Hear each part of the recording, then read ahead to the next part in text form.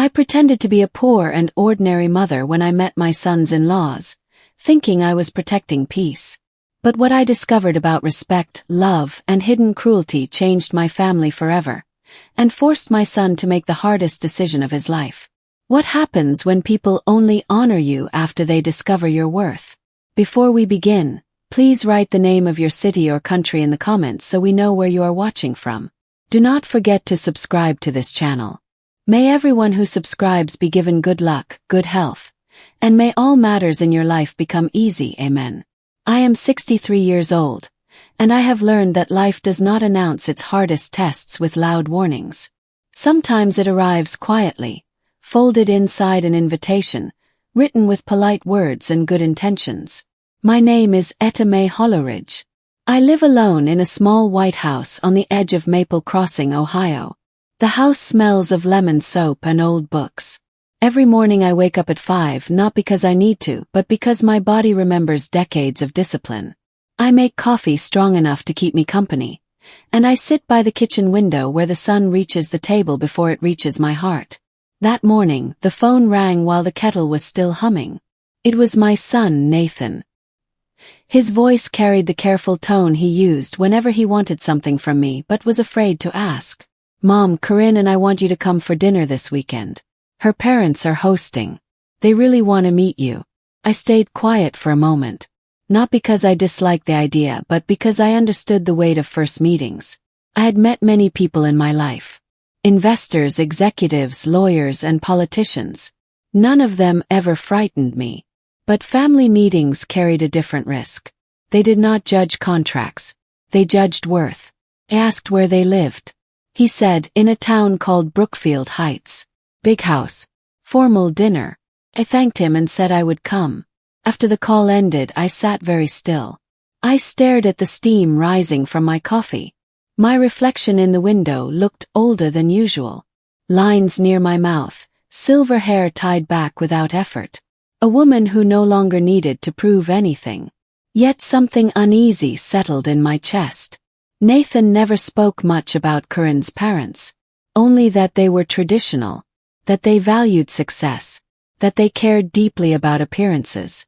I knew people like that. I had been one of them once. For years, I worked as a financial consultant in Columbus. I wore tailored suits and spoke in calm, confident sentences. I retired early, sold my firm quietly, invested carefully, and returned to Maple Crossing without telling many people what I had earned. Wealth, I learned, changes the sound of conversations. I preferred silence. Nathan knew very little about my finances. He assumed I lived on a small pension and savings. I never corrected him. Not because I wanted to deceive him, but because I wanted to raise a son who respected people without knowing their value in numbers. That afternoon I opened my closet. I owned dresses that could impress any room. I also owned dresses that said nothing at all. I reached for the plain blue one. It was clean, modest, and old enough to look tired. I imagined the table. Questions. The polite smiles that lasted a second too short. I made a decision then. I would not explain myself. I would not correct assumptions. I would let them see me as they wished. Not as a test. Not as revenge. As observation. The drive to Brookfield Heights took 2 hours. The road grew smoother as the houses grew larger. When I turned into their neighborhood, every lawn was trimmed with precision. Every driveway was wide and empty. I parked beside a black car that looked untouched by dust or time. The house stood tall and white, with pillars that announced importance. The door opened before I could knock. Dolores Blake stood there with perfect posture. Her hair did not move. Her smile did not reach her eyes. "You must be Etta," she said. I nodded and offered my hand. She hesitated, then shook it lightly, as if afraid of something unseen. Inside, the house smelled of polish and expensive flowers. Everything was quiet. Too quiet. Like a place designed to impress rather than to live. Corinne appeared from the hallway. She hugged me quickly. Her arms felt stiff. Her voice was warm but measured. Dinner was served soon after. The table was long. I was seated at the far end. Nathan sat near Corinne. Raymond Blake cleared his throat and spoke about the weather, the market, the neighborhood. No one asked me about myself. When I spoke, it was to answer simple questions. Where do you live? Are you retired? How do you manage? I said quietly, I live alone. I am retired. Manage fine. Dolores smiled tightly. That must be difficult these days, she said. Prices are so high. He nodded.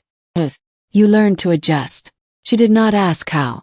As the meal continued, I noticed small things. Dolores refilled everyone's glass except mine. Corinne corrected my words once when I spoke about Maple Crossing, as if simplifying them for her parents. Raymond glanced at his watch whenever I spoke longer than a sentence. Nathan noticed none of it.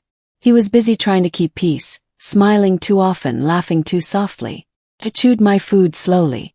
Tasted good, but it sat heavy in my mouth.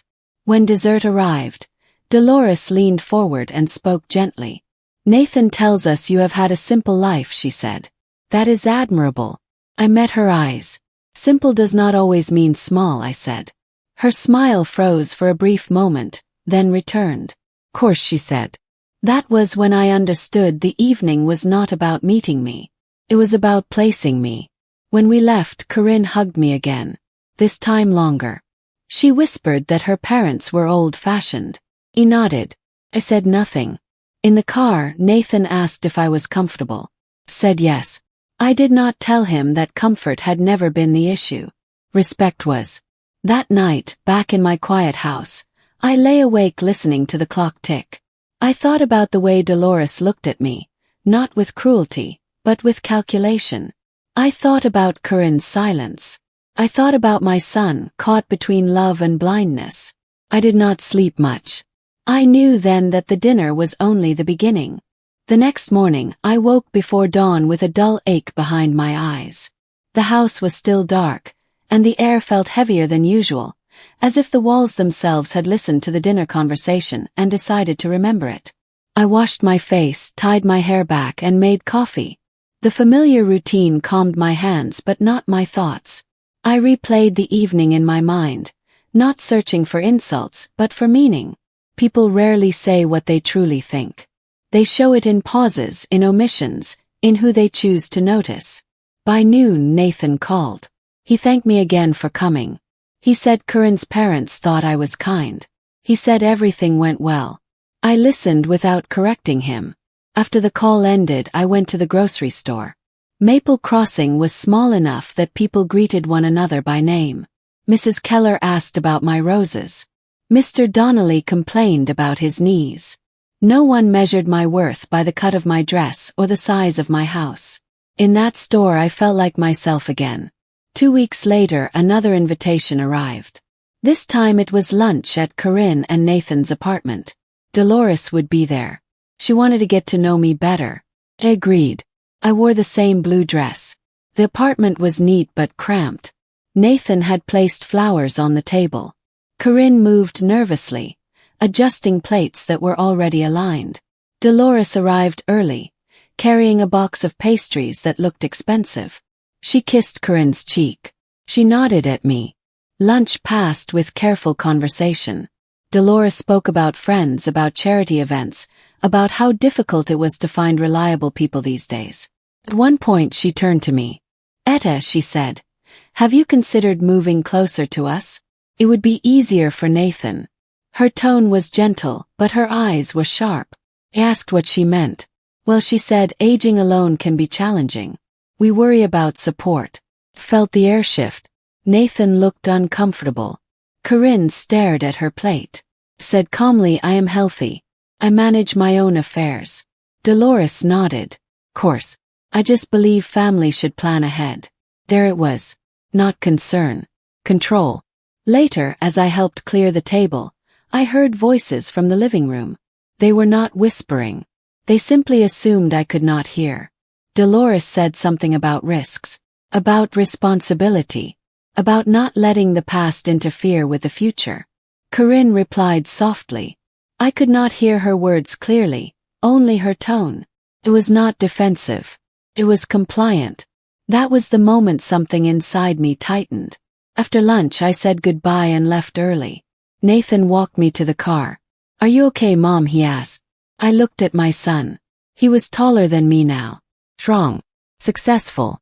Still the boy who once held my hand too tightly crossing the street. I said I was fine. I did not tell him that fine was a fragile word. That night Corinne called me. Her voice was polite, careful, rehearsed. She said her mother worried too much. She said it came from love. She said I should not take things personally. I listened. Then I asked a simple question. "Do you agree with her?" There was a pause. She said she believed in planning. I thanked her for calling and ended the conversation. After that, the invitations became more frequent. Always polite. Always structured. Always with Dolores present. At every meeting, I felt myself becoming smaller in their eyes. Not because I allowed it, but because they needed me to be. They spoke about finances openly, but never asked mine. They spoke about future children, but only in terms of stability and image. Dolores once suggested that grandparents should know their limits. I smiled when appropriate. I spoke when addressed. I watched everything. One evening, during a family gathering at the Blake's house, I excused myself to the restroom. As I passed the study, I heard my name. Dolores was speaking. She said Nathan had worked hard to rise above circumstances. She said certain influences could pull him backward. She said sacrifices were sometimes necessary. Raymond murmured agreement. Then Corinne spoke. She said nothing that defended me. She said only that Nathan loved his mother. Dolores replied that love should be practical. I stood still in the hallway, my hand on the wall, my breath shallow. It was not anger that hurt me. It was clarity. When I returned to the room, no one noticed my silence had changed. That night, I drove home in the dark, my headlights cutting through the road. My phone buzzed with a message from Nathan, thanking me again for coming. I did not respond. At home, I sat at my kitchen table until midnight. I thought about the life I had built quietly, about the discipline and sacrifice that had allowed me to choose peace over pride. I thought about how easily people dismissed what they could not see. Most of all, I thought about my son. I realized then that my silence was no longer neutral. It was beginning to protect the wrong people. But I was not ready to speak yet. Not until I understood how far they were willing to go. The first time Dolores used the word boundary, it was said gently, as if it were a gift. We were seated in her living room, the same polished furniture, the same controlled air. Sunlight entered through tall windows but never seemed to warm the room. Nathan sat beside Corinne on the sofa. I sat across from them, my hands folded on my lap. Dolores poured tea slowly, carefully, as though each movement mattered. "We have been talking as a family," she said, looking at Nathan first, then at me. "And we feel it is important to create healthy boundaries going forward." I waited.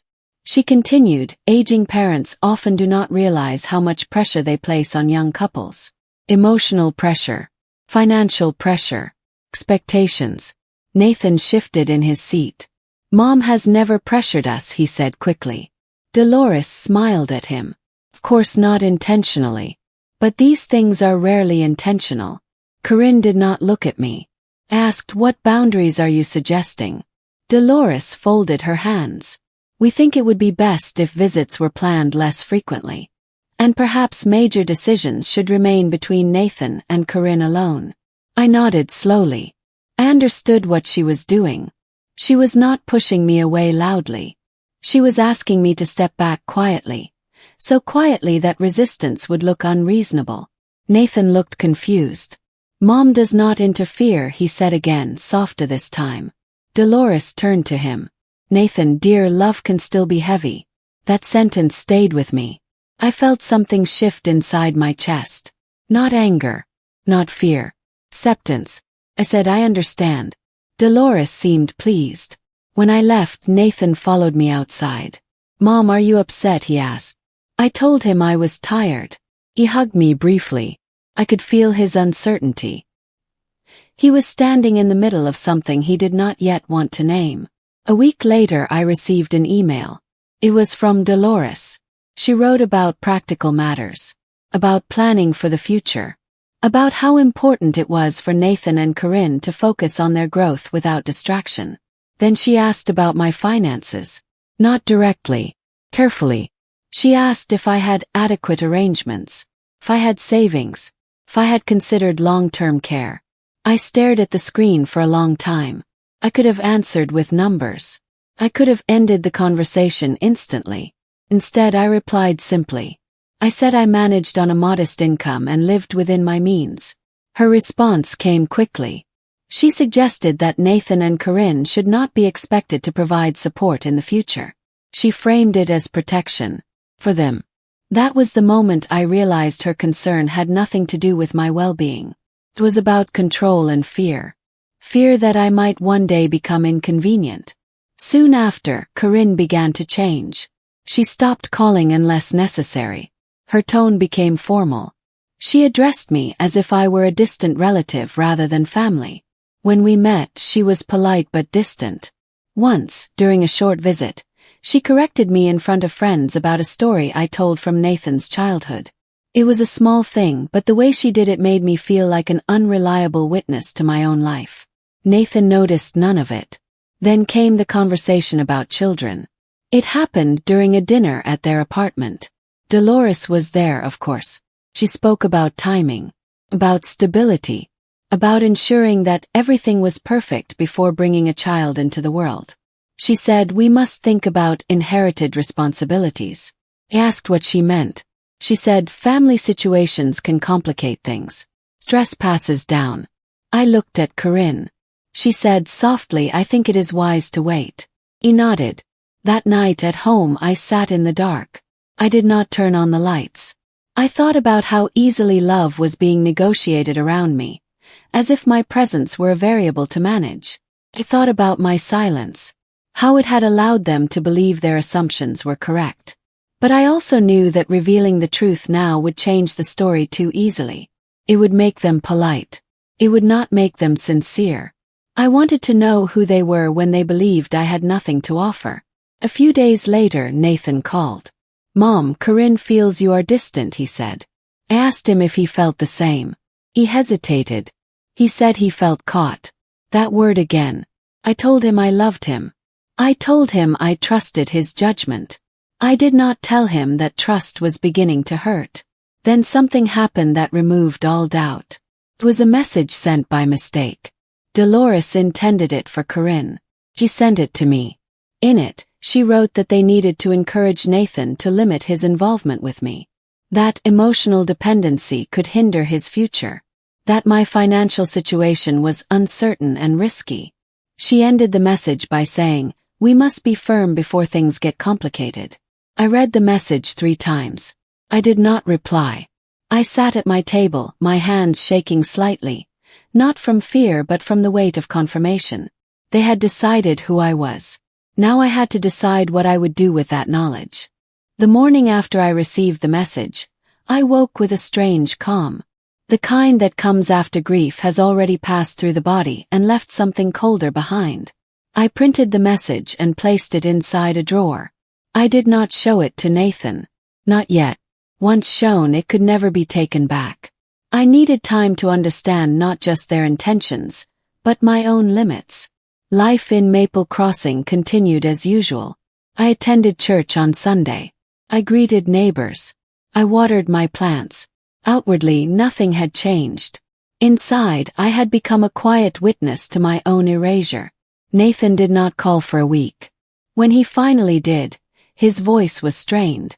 He said Corinne felt tension whenever my name came up. He said she worried about emotional strain. I asked him if he felt strained.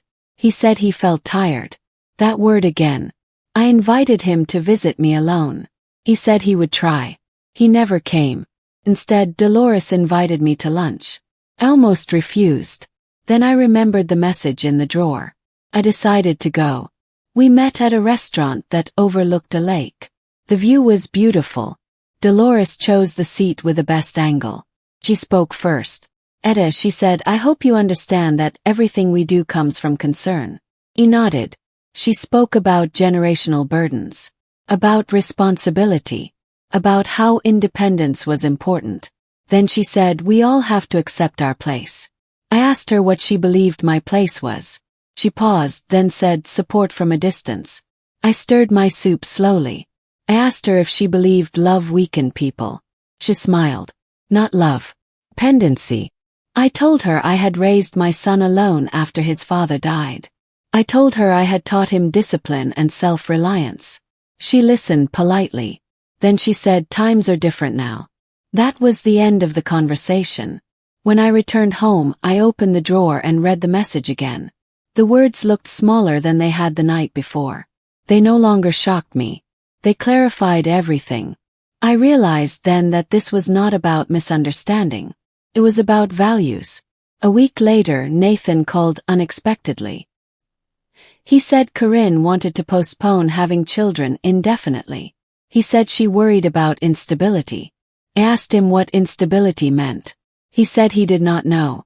I told him I supported whatever decision he made. He thanked me. After the call ended, I cried for the first time since this began. Not loudly. Not dramatically. Quietly, like someone acknowledging a truth they can no longer avoid. I had become the unspoken reason for hesitation, the risk factor, the unresolved problem. And yet, no one had asked me anything real. That night I made a decision. I would reveal the truth. Not in anger. Not as defense. With clarity. Called Dolores the next day. I told her I wanted to speak with the family. All of them. She agreed immediately. The meeting was scheduled at her house. Formal. Structured. Controlled. I arrived early. Nathan looked surprised to see me calm. We sat at the same table as always. Dolores began with polite remarks. Corinne smiled carefully. I waited until they finished. Then I spoke. I told them about my career. About the firm I built. About the retirement I planned quietly. About the investments I had made carefully over decades. I did not mention numbers. I did not boast. I simply stated facts. The room went silent. Dolores blinked. Corinne's smile disappeared. Nathan stared at me as if seeing a stranger. Continued. I told them I had never expected support from my son. That I had never depended on him financially or emotionally in the way they feared. I told them my silence had been a choice. Dolores recovered first. Her voice changed. Softened. She said she admired my strength. She said she wished she had known earlier. Corinne said she felt embarrassed.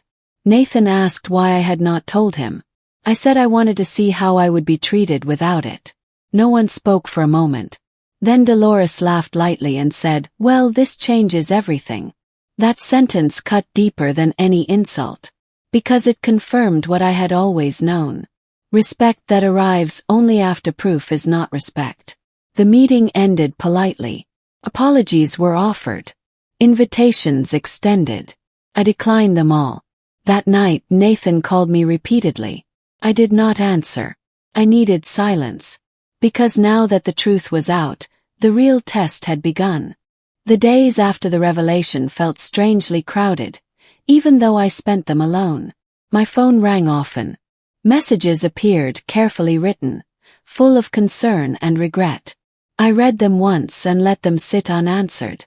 Dolores wrote first. She said she felt misunderstood. She said her intentions had always been pure. She said she admired my independence and hoped we could move forward with openness. Corinne wrote next. Her message was longer. She said she felt ashamed. She said she never meant to make me feel small. She said fear had influenced her choices. Nathan called repeatedly. I let a week pass before answering him. When I finally did, his voice broke. "Mom, why did you do that?" he asked. "Why did you hide everything?" I asked him why he had never asked. He was quiet. I told him I did not hide my life. I lived it quietly. I told him I wanted to know who would respect me without explanation. He said he felt foolish. He said he felt betrayed by everyone. I told him this was not about betrayal. It was about awareness. He asked if I was angry. Said no. That seemed to confuse him more than anger would have. Soon after, Dolores invited me again. This time to her home alone. She said she wanted to clear the air. I agreed. When I arrived, the house felt different. Less imposing. Or perhaps I had changed. She offered tea and asked about my health. She asked about my life. Real questions this time. Answered briefly. She apologized. Directly. She said she misjudged me. I asked her if she would have apologized if my circumstances were truly modest. She did not answer. Instead, she spoke about family unity. About starting fresh. I told her unity built on adjustment was fragile. She frowned. She said people adapt when new information appears. I said character does not. That ended the conversation. Corinne tried harder. She visited me in Maple Crossing for the first time. She brought flowers. She complimented my home. She spoke warmly. But her warmth felt practiced. At one point she said she hoped I would be more involved now. That I could help them feel secure. I asked her what had changed. She said circumstances. I looked at her. I asked if she would trust me if those circumstances did not exist. She hesitated. That hesitation said everything. Nathan came one evening unexpectedly. He looked exhausted. He sat at my kitchen table like he had when he was a teenager, shoulders slumped, eyes searching. He said his marriage felt strained. He said he felt caught between two worlds that now refused to meet honestly. I told him I never asked him to choose. He said everyone else seemed to be asking him to. I told him that clarity often feels like conflict before it becomes peace. He asked me what I wanted. I thought carefully before answering. I said I wanted him to be respected without conditions. I said I wanted him to understand that love that calculates is not love that protects. He cried. I held his hand as I had when he was a child. After that night something shifted. Corinne stopped trying to manage the situation. Dolores stopped calling. The invitations stopped. Silence returned, heavier than before. Weeks passed. I heard through Nathan that Corinne and her parents believed I was being difficult. That I refused to move on. That I was holding on to the past. Accepted that. Then came the final request. Nathan asked me to attend a family meeting. One last attempt, he said, to repair things. I agreed. Not because I believed it would fix everything, but because I knew what I needed to say. The meeting took place in a neutral place, a private room at a quiet restaurant. No grand house, no polished living room. Just a table, white walls, and the sound of distant plates being cleared. Nathan sat beside Corinne. Dolores and Raymond sat across from me. No one spoke at first. Dolores began, her voice calm, rehearsed. We are here to restore harmony, she said. Families must move forward. He nodded. She said misunderstandings had occurred.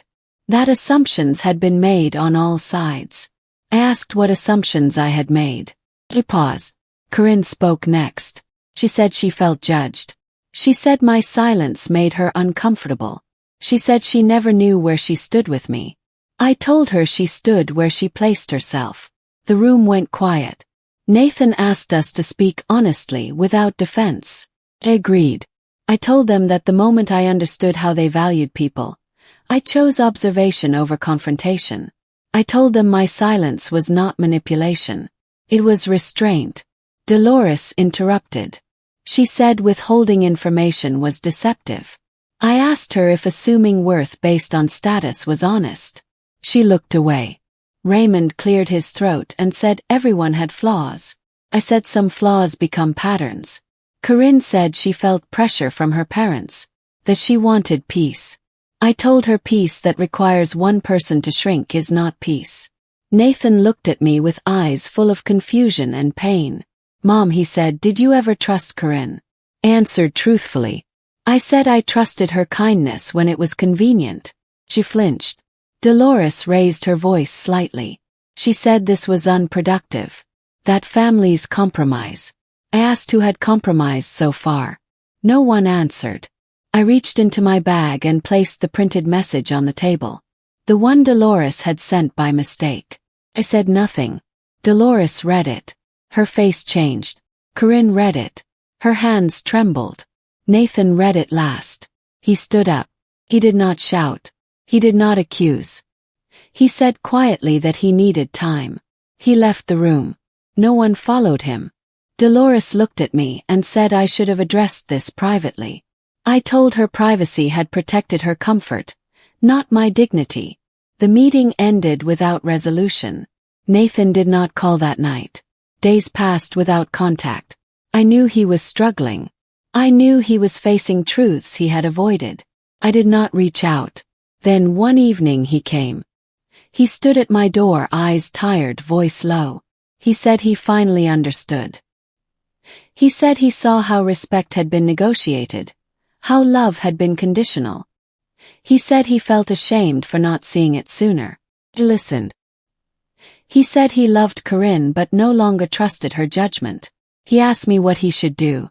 I told him I could not choose his life for him. I told him clarity must come from within. He stayed late. We talked about his childhood, about values, about fear. Before he left, he asked me if I would forgive them. I said forgiveness was not the same as access. He nodded.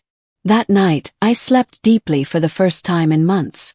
Because whatever came next, the truth was no longer mine alone to carry. After that night, Nathan grew quiet. Not distant in anger, but withdrawn in thought. When he called, his words were careful, as if each sentence had weight he was still learning to carry. Corinne did not contact me at all. Weeks passed. Maple Crossing slipped into autumn. Leaves gathered along the sidewalk. The air smelled of damp earth and wood smoke. Life continued at its steady pace, indifferent to family conflict. Kept my routines. I woke early. Cooked simple meals. I attended church. People smiled at me the way they always had. Nothing about my life demanded explanation. One afternoon Nathan came again. He looked thinner. His eyes no longer avoided mine. He told me he and Corinne were living separately. Not separated, he said quickly. To space. He said Corinne felt attacked. He said her parents believed I had divided the family. He said Corinne was confused about loyalty. I listened without interruption. He said something inside him had changed after the meeting. He could no longer ignore patterns he had once dismissed. He could no longer pretend that silence was peace. He asked me if I felt responsible. I told him responsibility belonged to those who chose their actions. He nodded. A few days later, Corinne came to Maple Crossing. She arrived unannounced. When I opened the door, she stood stiffly on the porch, holding her purse tightly, as if it were armor. She asked if she could come in. Said yes. She looked around my house slowly. She commented on the simplicity, this time without judgment. She sat at the table and began to cry. She said she felt exposed. She said she had built her life around expectations she did not question. She said she feared instability more than dishonesty. I listened. She said she loved Nathan. She said she did not know how to stand up to her parents without losing herself. I asked her why losing herself mattered more than losing truth. She looked at me as if hearing the question for the first time. She said she never meant to hurt me. I told her intention did not erase impact. She asked me if I hated her. Said no. That seemed to surprise her. She asked if I trusted her now. I said trust grows from consistency, not apology. She left quietly. After that visit I felt no relief. Only clarity. Nathan called later that night. He said Corinne had told him everything. He said she admitted fear had guided her choices. He said she wanted to change. I asked him what he wanted. He said he wanted peace without compromise of values. I told him that was not something anyone else could grant him. Then Dolores called. Her voice was sharp, stripped of politeness. She accused me of manipulation. She said I had deliberately destabilized her daughter's marriage. She said I had proven myself untrustworthy. I listened. When she finished, I said calmly that control feels threatened when it loses influence. She ended the call abruptly. After that, silence returned again. This time it felt different. Not heavy. Final. I understood then that distance was not absence. It was a boundary that revealed truth more clearly than conversation ever could. Winter came early that year. Snow covered Maple Crossing in thick, quiet layers. The world slowed down, as if giving people space to think. Nathan came less often. When he did, he looked steadier. Not happier, just clearer. He told me he and Corinne were attending counseling. He said it was difficult. He said she struggled to separate her own voice from her parents. He did not ask me for advice. I did not offer it. One evening, he sat across from me and asked a question he had avoided for months. "Mom," he said, "if you were in my place, what would you do?" I answered honestly. I said I would choose the life that allowed me to sleep without questioning my own values. He nodded. That was all. Corinne sent a letter. Not a message. A letter written by hand. She wrote that she was learning how much of her life had been shaped by fear of losing approval. She wrote that she did not know if she could change quickly. She wrote that she understood if I needed distance. I folded the letter and placed it in a drawer. I did not reply. Not because I was angry. Because some journeys require silence to continue. Nathan told me later that Corinne had moved back with her parents temporarily. Dolores was pleased. Nathan was not. He said something inside him had settled. He said clarity felt lonely but honest. He asked me if he had failed as a husband. I told him failure is refusing to see what is true. Spring approached slowly. Snow melted. The streets filled again with sound. One afternoon, Nathan arrived with a small suitcase. He said he had moved out of the apartment. He said he needed time alone. He stayed with me for a few days. We spoke little. We shared meals. We walked through the neighborhood. People greeted him kindly. He said he had forgotten how quiet peace could be. Corinne did not contact him during that time. When she finally did, she asked him to come to dinner at her parents' house. He refused. That decision marked something irreversible. He told me later that Corinne cried. That Dolores accused him of ingratitude. That Raymond stayed silent. Nathan said he felt sadness, not regret. He said he realized love should not feel like permission. He listened. Then I did something I had avoided. I told him he was free to choose his life without protecting my feelings. He said he knew. That night, I lay awake thinking about letting go. About how love sometimes requires stepping back completely so another person can step forward honestly. I understood then that my role was no longer to guide, but to trust the foundation I had built. Whatever came next, it would belong to him. The separation became official without ceremony. No dramatic announcement. No public explanation. Nathan told me one evening over dinner. His voice steady, his hands calm. He said Corinne wanted time. He said she hoped space would soften things. He said he did not believe space fixed what clarity had already revealed. He moved into a small rented house near Maple Crossing. Close enough to visit. Far enough to breathe. Dolores did not speak to him anymore. When she did, it was through Corinne, through messages framed as concern but edged with accusation. She said he had changed. She said he was ungrateful. She said he was choosing comfort over responsibility. Nathan listened once. Then he stopped responding. Corinne tried again.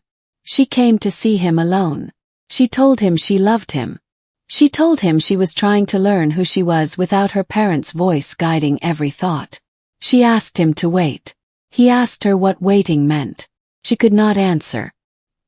He told her he loved her, but he could not pause his values to preserve uncertainty. That conversation ended quietly. After that, Corinne returned to her parents' home fully. Dolores welcomed her without question. Raymond remained silent. Nathan grieved in private. He did not cry loudly. He did not collapse. He went to work. He came home. He cooked for himself. He visited me on weekends. Sometimes we talked. Sometimes we sat in silence. I never asked him if he missed her. I knew he did. One evening he asked me something unexpected. "Mom," he said, "did you ever regret staying quiet for so long?" Thought carefully. I said I regretted nothing that revealed truth without destroying dignity. He nodded. He told me he had begun to understand how easily love could be shaped into obligation, how kindness could be measured, how silence could be mistaken for weakness. He said he was learning to speak sooner. That mattered to me. Corinne sent one final message to me. She thanked me for teaching her something painful but necessary. She said she hoped one day I would see her differently. I read it once. I wished her peace. I did not reply. Weeks later, Nathan told me they had agreed to divorce. Not in anger. Not in bitterness. In acceptance. Dolores did not attend any meetings. She considered it beneath her. Raymond signed documents without comment. Nathan signed with a steady hand. Afterward he came to my house. We ate dinner together. We washed dishes side by side. He said he felt lighter. Sad but lighter. I watched my son and realized something quietly. The greatest proof of love is not endurance at any cost. It is the courage to walk away from what erodes the soul. I did not say this aloud. I did not need to, because he already knew. Time did not rush after the divorce. It moved carefully, as if aware of the weight it carried. Nathan settled into a rhythm. Work during the day. Simple meals at night. Occasional visits to Maple Crossing that grew less necessary as he learned to stand on his own again. I watched him heal not by forgetting, but by understanding. Corinne faded from our lives without drama. She moved away with her parents. I heard through others that she had taken a new job in another state. I did not ask where. Distance had already done its work. Dolores never contacted me again. Raymond sent a brief message months later, expressing regret for how things unfolded. I accepted it quietly. Life returned to its ordinary shape. I continued my routines. Morning coffee, church on Sundays, conversations at the grocery store.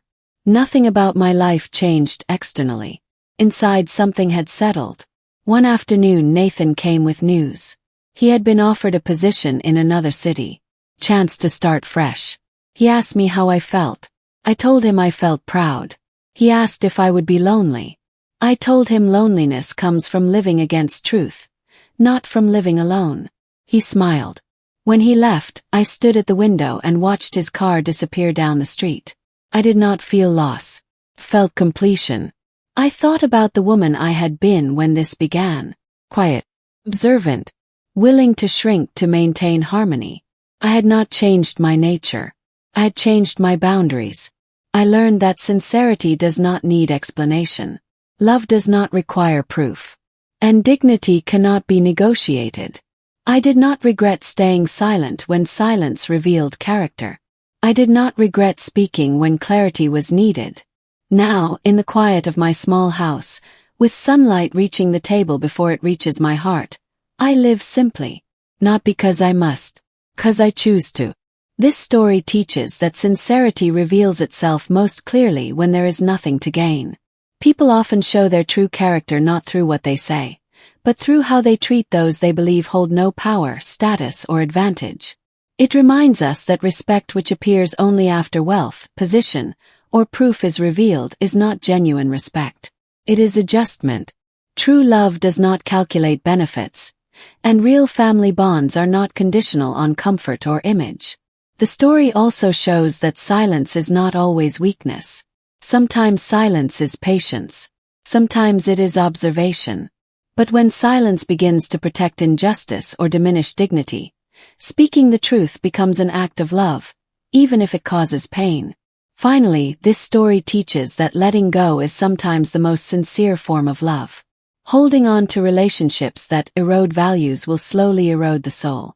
Peace comes not from pleasing everyone, but from living in alignment with truth. Disclaimer. This story is a work of fiction.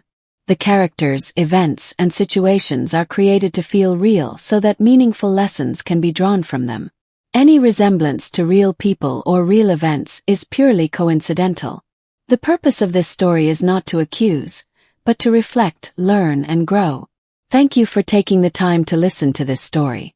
If this story touched your heart, reminded you of someone, or gave you a new perspective, please share your thoughts in the comments. Your experience and reflections matter. Do not forget to like and subscribe if you enjoy stories with deep meaning and emotional truth. Your support helps this channel continue sharing stories that carry lessons for life. Thank you.